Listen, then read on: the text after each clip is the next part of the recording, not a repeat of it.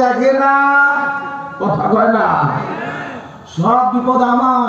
ঘরে যায় দেখবেন যে ছেলেটা অসুস্থ, বউটা অসুস্থ, মেয়েটা অসুস্থ, ওরে সুবহানাল্লাহ, সব বিপদ দিয়ে আমার ঘরে, কথা কয় না।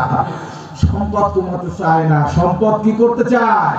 একটু জোরে বলেন, কি করতে চায়? বাড়াতে চায়। মানুষ সম্পদের পাল্লা দেয়। সাহাবে আজমাইনরা নেকির পাল্লা দিয়েছিল, তার সম্পদকে দুনিয়ার জন্য নয় আখিরাতের জন্য বিলীন করে দিয়েছে। আর আজকে মুসলমানদের ঈমান এত কমেছে, আমরা আখিরাতকে দুনিয়ার বিনিময়ে বিলীন করে দিচ্ছি। কথা বলুন ঠিক কিনা?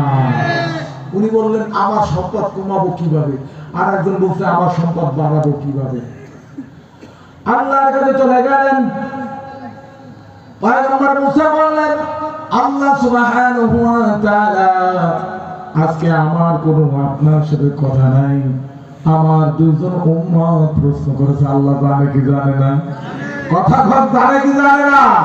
আল্লাহ বলেন, বলো তোমার উম্মতের আজকে কি প্রশ্ন? কি প্রথম জন প্রশ্ন করেছে, আল্লাহ আমার সম্পদ বেড়ে যায় শুধু কমবে কিভাবে? আর দ্বিতীয় জন বলেছে আমার সম্পদ বাড়বে কিভাবে? আল্লাহ পাক রব্বুল আলামিন বললেন, তোমার দ্বিতীয় ব্যক্তির প্রশ্ন হলো সম্পদ কিভাবে বাড়বে। শুনে নাও, সে যদি সবসময়ের জন্য আমার কৃতজ্ঞতা প্রকাশ করে, সে যদি একবার না খেয়ে থাকে, যদি বলে আলহামদুলিল্লাহ আল্লাহ আমি সন্তুষ্ট, যদি তার একটা বাড়ি না থাকে, যদি দেখে যে বাড়িটা কমে গেছে, জমি 1 বিঘা ধ্বংস হয়ে গেছে, তারপর যদি প্রশংসা করে, আমি ওর প্রশংসা করার মাধ্যমে ওর জমি আরো দ্বিগুণ করে দেয়। সুবহানাল্লাহ। তাহলে প্রশংসা হবে কার? সুখে থাকলে প্রশংসা হবে কার? দুঃখে থাকলে প্রশংসা হবে কার?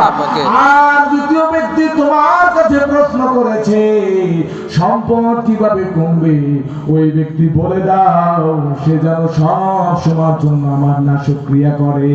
সুবহানাল্লাহ, সুবহানাল্লাহ। আপনি তো ওয়াজি বলছেন,